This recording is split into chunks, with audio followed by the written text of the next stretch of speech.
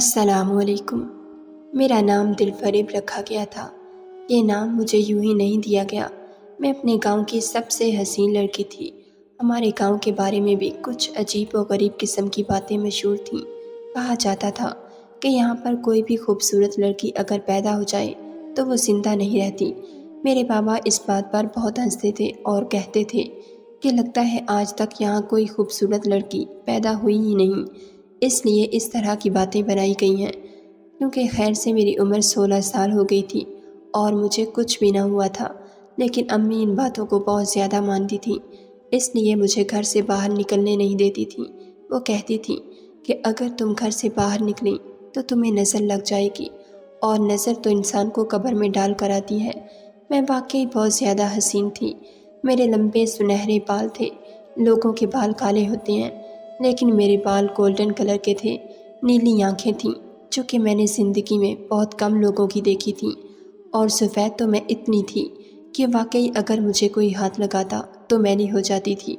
گھر میں کوئی مہمان بھی آتا تو میری امی مختلف بہانے کر دیتی تھیں کہ دلفریب گھر پر نہیں ہے۔ اس طرح میری امی مجھے کسی سے ملنے نہیں دیتی تھیں، اور میرا دل کرتا تھا کہ میں لوگوں سے ملوں اور باتیں کروں، لیکن میری ماں مجھے میرے کمرے سے باہر نکلنے نہیں دیتی تھیں۔ اس طرح سے میں باغی ہونے لگی اور گھر سے نکلنے کے بہانے بنانے لگی، مگر میرا کوئی بھی بہانہ کامیاب نہ ہوتا تھا، کیونکہ میرے 3 بھائی میرے سارے کام کر لیا کرتے تھے اور مجھے کہیں جانے کی ضرورت نہیں پڑتی تھی۔ سب مجھے بہت محبت کرتے تھے اور لوگ مجھے دیکھنے کے لیے آتے تھے۔ میرے لیے رشتوں کی بھی لائن لگی ہوتی تھی۔ ایک دن میرا دل بہت تنگ ہو گیا اور میں نے کہا کہ میں گھر میں نہیں بیٹھوں گی۔ گھر کے سارے لوگ دوپہر کا کھانا کھانے کے بعد تھوڑی دیر کے لیے سو رہے تھے۔ امی کہتی تھیں کہ یہ زوال کا وقت ہوتا ہے، اس میں گھر سے باہر نہیں نکلتے، لیکن مجھے اس وقت میں ہی موقع ملا تھا، اس لیے میں گھر سے باہر نکل گئی اور اپنے گھر سے کافی دور ایک پیپل کے درخت کے نیچے بیٹھ گئی۔ امی یہ بھی کہتی تھیں کہ پیپل کے درخت کے نیچے نہیں بیٹھنا چاہیے۔ میں نے ساری زندگی یہی باتیں سنی تھی، اس لیے اب ان باتوں سے مجھے چڑ ہو گئی تھی۔ میں جا کر اسی درخت کے نیچے بیٹھ گئی اور یہاں پر بہت زیادہ سکون تھا۔ ویسے تو یہاں پر بھی کوئی تھا نہیں، لیکن پھر بھی مجھے یہ خاموشی اپنے کمرے کے سناٹے سے زیادہ اچھی لگ رہی تھی۔ آس پاس چھوٹی چھوٹی چڑیاں بول رہی تھیں، ٹھنڈی ہوائیں چل رہی تھیں۔ میں سکون سے یہاں پر بیٹھ گئی۔ تھوڑی دیر کے بعد نہ جانے کیا ہوا، مجھے اچانک سے نیند سی آنے لگی۔ میں نے اوپر دیکھا تو پیپل کا درخت مجھے ایسا لگا کہ جیسے ابھی سارا کا سارا میرے اوپر آ گرے گا۔ میں نے اس درخت سے باتیں کرنا شروع کر دیں۔ میں نے کہا کہ تم بھی تو یہاں پر اکیلے رہتے ہو۔ میرے ابو کہتے ہیں کہ درختوں میں جان ہوتی ہے تو تمہیں پتہ ہی ہوگا کہ اکیلے رہ کر کیسا محسوس ہوتا ہے۔ لوگ تم سے تمہارا پھول اور پھل لے جاتے ہیں اور تمہیں بالکل بھی نہیں دیکھتے، تمہارا کوئی خیال بھی نہیں رکھتا۔ یہی میرا حال ہے۔ سب لوگ میری ضرورت تو پوری کرتے ہیں، لیکن کوئی میرے ساتھ بیٹھ کر باتیں نہیں کرتا۔ بھائی اپنی دنیا میں مصروف رہتے ہیں، کوئی بہن بھی نہیں ہے میری، اور گھر والے مجھے کوئی سہیلی بھی نہیں بنانے دیتے۔ امی بھی سارا دن گھر کے کام میں مصروف رہتی ہیں، بابا بھی رات کو گھر آتے ہیں۔ میں تنگ آ گئی ہوں اس تنہائی سے، سمجھ نہیں آتا کہ میں کیا کروں۔ ایسے ہی خود سے باتیں کرتے کرتے وقت گزرنے لگا۔ میں پہلے بھی خود سے باتیں کیا کرتی تھی کہ میرے ساتھ کوئی بات نہیں کرتا تھا۔ مجھے ڈائری لکھنے کی بھی عادت تھی۔ مجھے پتہ ہی نہیں چلا کہ کب میری آنکھ لگ گئی اور میں وہیں پر سو گئی، لیکن جب آنکھ کھلی تو یہ دیکھ کر حیران رہ گئی کہ میرے ساتھ ایک بہت ہی خوبصورت نوجوان بیٹھا تھا۔ اس کے ہاتھ میں ایک مرا ہوا سانپ تھا۔ میں اسے دیکھ کر گھبرا گئی۔ میں نے کہا کہ کون ہو تم؟ کیا کر رہے ہو یہاں پر؟ اس نے کہا کہ ڈرنے کی ضرورت نہیں، جسے ڈرنا چاہیے تھا اسے میں نے مار دیا ہے۔ تم یہاں پر کیسے بے خبر سو رہی تھی؟ اگر یہ سانپ تمہیں کاٹ جاتا تو تم سوتی ہی رہ جاتی اور آنکھ تمہاری دوسری دنیا میں کھلتی۔ وہ انسان کتنا خوبصورت تھا، اس کی آواز میں کتنی مٹھاس تھی اور کتنا خوبصورت لہجہ تھا۔ اس کا وہ میری طرف پیار سے دیکھ رہا تھا جیسے مجھے صدیوں سے جانتا ہے۔ اس کی طرف دیکھتے ہوئے میں بھی کہیں کھو سی گئی۔ میں نے دیکھا تو مجھے یاد آیا کہ مجھے اس کا شکریہ ادا کرنا چاہیے کیونکہ اس نے میری جان بچائی ہے۔ میں نے کہا کہ آپ کا بہت شکریہ، آپ نے میری جان بچائی۔ اگر آپ یہاں پر نہیں آتے تو یہ سانپ مجھے کاٹ جاتا اور میں یہیں پر مر جاتی۔ اس نے کہا آپ کا نام کیا ہے؟ میں نے کہا سب مجھے دل فریب کہتے ہیں۔ اس نے کہا کہ بالکل ٹھیک کہتے ہیں۔ میں نے کہا کہ کیا مطلب ہے آپ کا؟ اس نے بات بدل دی۔ میں کہہ رہا تھا کہ آپ کا نام بہت پیارا ہے۔ ویسے تو میرا دل نہیں کر رہا تھا کہ یہاں سے چلے جاؤں، کہ پتہ نہیں پھر میں اس کے دوبارہ کب دیکھ سکتی تھی۔ میں نے کہا کہ تمہارا نام کیا ہے؟ تو کہنے لگا تم مجھے فرحات کہتے ہیں۔ میں نے کہا آپ کا نام بھی بہت اچھا ہے، اور اس کے تو جیسے مجھے کوئی لفظ ہی نہیں مل رہا تھا۔ میں نے کہا کہ مجھے جانا چاہیے، اگر میری امی کو پتہ چل گیا تو مجھے بہت باتیں سنائیں گی۔ لیکن وہ بات سے بات نکالنے لگا۔ اس نے کہا کہ کیوں باتیں سنائیں گی؟ ایسی کیا بات ہے؟ میں نے کہا کہ مجھے باہر جانے کی اجازت نہیں، لیکن مجھے باہر آنا بہت اچھا لگتا ہے، اس لیے پر اب میں نہیں آؤں گی، کیونکہ دوبارہ تو آپ مجھے بچانے کے لیے نہیں آئیں گے۔ اس کے بعد میں اسی کے خیالوں میں کھوئی رہی۔ بار بار مجھے اسی کی یاد آتی تھی، اس کی آنکھیں، اس میں بسا پیار۔ اس نے میری جان بچائی۔ ایک دن میں نے کسی کتاب میں یہ بات لکھی ہوئی پڑھی کہ جو آپ کی جان بچا لیتا ہے پھر آپ کی جان اسی کی ہو جاتی ہے۔ اس کا مطلب یہ ہے کہ آپ اس کے ہو جاتے ہیں۔ میں بھی اسی کی ہو گئی تھی، لیکن میں جانتی تھی کہ وہ دوبارہ کبھی بھی نہیں ملے گا، کیونکہ میرے باہر نکلنے کی خبر میری ماں تک پہنچ گئی تھی، اور اب اس نے باہر کے دروازے کو تالا لگا کر سونا شروع کر دیا تھا۔ انہی دنوں مجھے میری امی نے بتایا کہ تمہارے لیے ایک رشتہ آیا ہے اور ہم اس کے ساتھ تمہاری شادی کرنا چاہتے ہیں۔ یہ بات خاصی عجیب تھی، کیونکہ میرے لیے پہلے بھی رشتے آتے تھے، سارا خاندان میرے پیچھے پڑا تھا۔ لوگ کہتے تھے کہ جہیز ہم بنائیں گے، گاڑی بھی ہم دیں گے، گھر بھی ہم بنا کر دیں گے، بس یہ پیاری سی لڑکی ہمیں دے دو۔ لیکن میری امی کہتی تھی کہ بیٹی کی شادی وہاں کروں گی جہاں زیادہ لوگ نہ ہوں، کہ مجھے بچپن سے ہی بہت زیادہ نظر لگتی تھی، اس لیے امی کہتی تھی کہ میں کسی اکیلے لڑکے سے اپنی بیٹی کی شادی کروں گی۔ اس پر بھی خاندان والوں نے باتیں کیں اور کہا کہ اکیلے لڑکے سے شادی کرو گی جس کے آس پاس کوئی نہ ہو، پتہ نہیں کون ہوگا، تمہاری بیٹی کو کہاں لے جائے۔ تو میری ماں نے کہا کہ تم لوگوں کے حوالے کر دو میری بیٹی، تاکہ اسے دیکھنے کی چیز بنا لو اور اپنے سارے خاندان کو دکھاؤ، کیونکہ اچھی اور پیاری بہو لوگ اسی لیے لے کر آتے ہیں تاکہ سارے خاندان کو دکھا سکیں کہ ہم کتنی پیاری بہو لے کر آئے ہیں، ورنہ انہیں لڑکی سے کیا مطلب ہوتا ہے۔ لیکن ایسے ہی کسی کو بیٹی بھی تو نہیں دی جا سکتی۔ پر اس دفعہ امی نے کہا کہ لڑکا میں نے اچھی طرح دیکھ لیا ہے، اس کا گھر بھی دیکھ لیا ہے، اس کے آس پاس بھی کوئی نہیں اور اکیلا ہے اس دنیا میں، لیکن بہت امیر اور شریف، ایک بہت ہی قریبی انسان نے اس کی ضمانت بھی دی ہے، اسی لیے تمہاری شادی وہیں کریں گے۔ میرے دل میں تو فرحات بس چکا تھا، اس لیے میں کسی اور سے شادی نہیں کر سکتی تھی۔ میں نے شادی سے صاف انکار کر دیا اور کہا کہ میں یہ شادی بالکل بھی نہیں کروں گی۔ میری ماں نے کہا کہ نہ تو تم کہیں آتی جاتی ہے، نہ ہی کسی سے ملتی ہے، تو پھر کیا تجھے کوئی اور پسند آ گیا ہے جو تم منہ پھاڑ کر انکار کر رہی ہے؟ کہیں تو نے کوئی چکر تو نہیں چلا لیا؟ مجھے یقین نہیں آ رہا تھا کہ میری ماں نے مجھے ایسی بات کہی تھی، لیکن ان کی باتیں بھی ٹھیک تھیں، کیونکہ میں نے انکار اس طرح سے کیا تھا کہ مر جاؤں گی لیکن یہاں پر شادی نہیں کروں گی۔ اور میں نے یہ انکار کیوں کیا تھا؟ اگر میں یہ انکار کر بھی دیتی تو کیا فرحاد مجھ سے شادی کرتا؟ نہیں، اس کو تو نہیں پتا کہ میں اسے محبت کر بیٹھی ہوں۔ پتہ نہیں وہ کون تھا، کہاں رہتا تھا۔ وہ ایک اجنبی تھا جس نے میری مدد کی اور میں نے اسے اپنا دل دے دیا، لیکن یہ بات سراسر بے وقوفی تھی کہ میں اس کے انتظار میں بیٹھی رہتی۔ میری ماں نے کہا کہ اس طرح کا رشتہ تمہیں دوبارہ ملے گا، اور جب تک ایسا رشتہ نہیں ملے گا میں بھی تیری شادی نہیں کروں گی، پھر بے شک تو آخری سانس تک یہیں بیٹھی رہے۔ پاپا نے بھی مجھے سمجھایا کہ بیٹا اپنی امی کی بات مان لو، اور بھائیوں نے بھی کہا کہ یہ رشتہ اچھا ہے۔ ہم نے لڑکے کو دیکھا ہے، لیکن مجھے کسی لڑکے کی تصویر نہیں دکھائی، کیونکہ یہ دستور نہیں تھا۔ ہم لوگ گاؤں میں رہتے تھے، یہاں پر تو میرا ایک دفعہ انکار کرنا ہی بہت بڑا تماشا بن گیا تھا، جبکہ میں نے صرف اتنا ہی کہا تھا کہ مجھے ابھی شادی نہیں کرنی۔ یہ تو نہیں کہا تھا کہ میں کسی اور کو پسند کرتی ہوں، لیکن میرے گھر والوں نے اس پر بھی مجھ پر الزامات لگائے تھے، کیونکہ یہ گاؤں تھا اور یہاں پر لوگوں کی سوچ عجیب طرح کی تھی۔ جب مجھ پر زیادہ ہی باتیں ہونے لگیں تو میں بھی پریشان ہو گئی کہ میں نے تو ساری زندگی کچھ کیا ہی نہیں، بنی بنائی عزت مٹی میں مل رہی ہے، اسی لیے امی سے کہہ دیا کہ میں شادی کرنا چاہتی ہوں، میں کروں گی شادی۔ میری شادی کی تیاریاں شروع ہو گئیں، لیکن میں بالکل بھی خوش نہ تھی۔ میری ماں نے شادی میں بھی گنے چنے لوگوں کو ہی بلایا۔ جب رشتہ داروں نے پوچھا کہ دل فریب کی شادی کہاں کی ہے، تو میری ماں نے کہا کہ جہاں بھی کی ہے اچھی جگہ پر ہی کی ہے۔ میرے بابا نے میری ماں کو کہا کہ تم زیادہ ہی عجیب و غریب قسم کی باتیں کرتی ہو، کوئی ہماری بیٹی کو جان سے تھوڑی مار ڈالے گا، جو تم نے اسے باہر نہیں جانے دیا۔ اس کی شادی ہو رہی ہے تو اس کی شادی میں کم سے کم لوگوں کو آنے دو۔ لیکن میری ماں نے کہا کہ دلہن بن کر اور بھی پیاری لگے گی، اسی لیے کسی کو نہیں آنے دوں گی، بلکہ میرا ہونے والا داماد بھی بہت خوبصورت ہے، اسی لیے اس کا چہرہ بھی کسی کو نہیں دیکھنے دوں گی، اور یہ بھی جب تک دلہن بنی رہے گی، گھونگھٹ میں ہی رہے گی۔ ساری زندگی اسے نظر نہیں لگنے دی تو اب بھی نہیں لگنے دوں گی۔ تمہیں یاد نہیں بچپن میں اسے کیسے نظر لگتی تھی؟ ساری ساری رات ہم لوگ بیٹھے رہتے تھے، اس کا خیال رکھتے تھے۔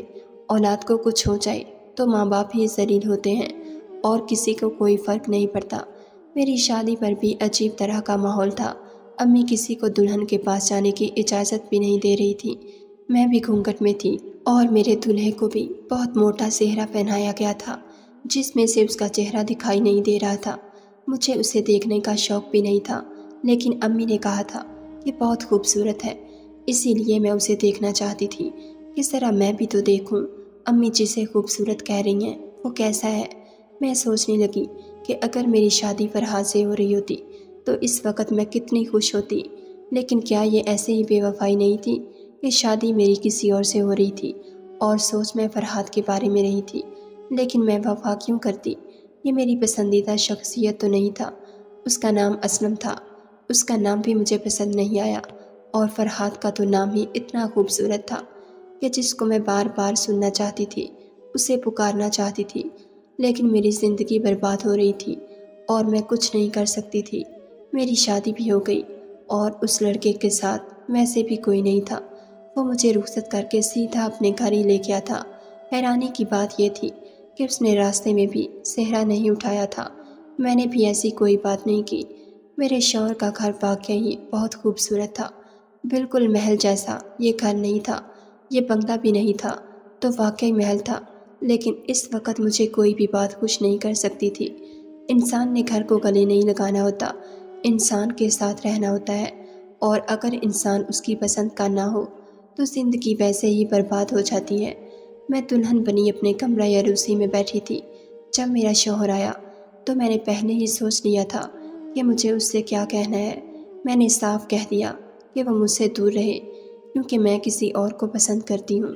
اس نے کہا کہ اچھا، تمہارے ماں باپ نے تو مجھے یہ بات نہیں بتائی، کون ہے وہ جسے تم پسند کرتی ہو؟ کب سے جانتی ہو اسے؟ میں نے کہا کہ بس ایک دفعہ ملی ہوں۔ وہ کہنے لگا کہ ایک دفعہ ملنے سے اسے پسند کر بیٹھی ہو؟ میں نے کہا کہ اتنا پسند کر بیٹھی ہوں کہ تمہیں اپنے قریب برداشت نہیں کر سکتی۔ میں نے اپنا گھونگھٹ تک نہیں اٹھایا تھا۔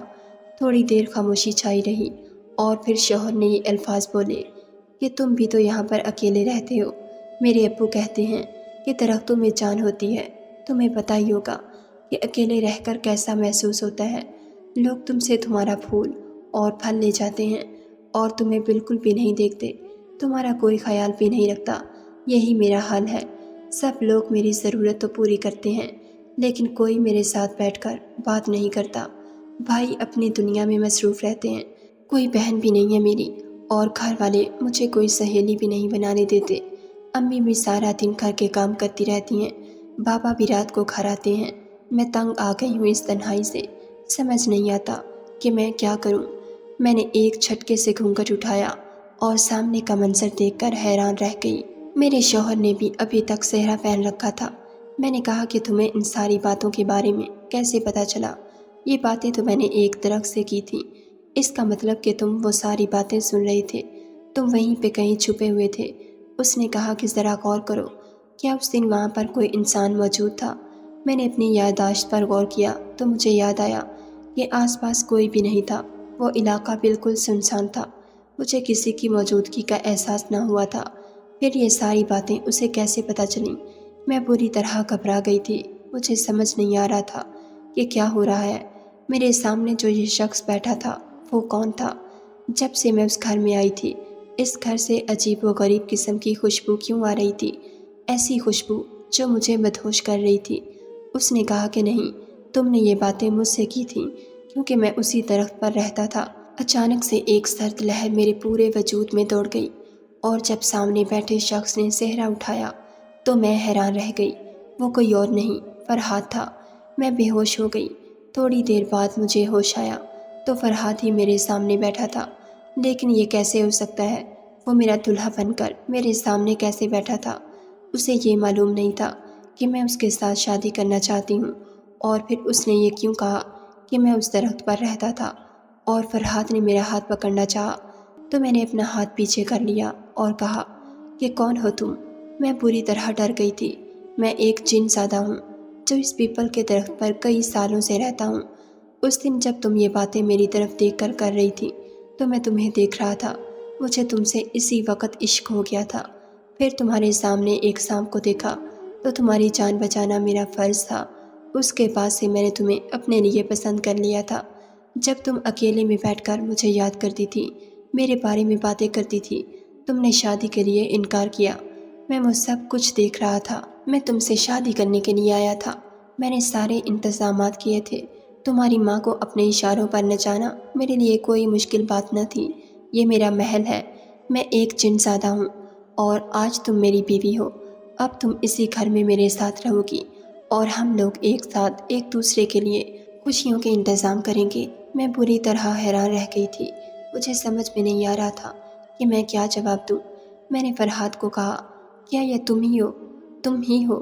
اس نے کہا کہ میں ہی ہوں، تمہارے سامنے بیٹھا ہوں۔ یہ سچ ہے کہ تمہیں دیکھتے ہی مجھے تم سے محبت ہو گئی تھی۔ تم واقعی ایک بہت خوبصورت انسان ہو، لیکن کیا مجھے تمہیں انسان کہنا چاہیے؟ تم نے میری ماں باپ کو اپنے اشاروں پر نچا کر اپنی بات منوا لی، اپنے ساتھ مجھے اس محل میں لے آئی ہو۔ میں تمہاری بیوی ہوں، تم نے میرے ساتھ نکاح کیا ہے، لیکن ہمارے اس رشتے کا مستقبل کیا ہے؟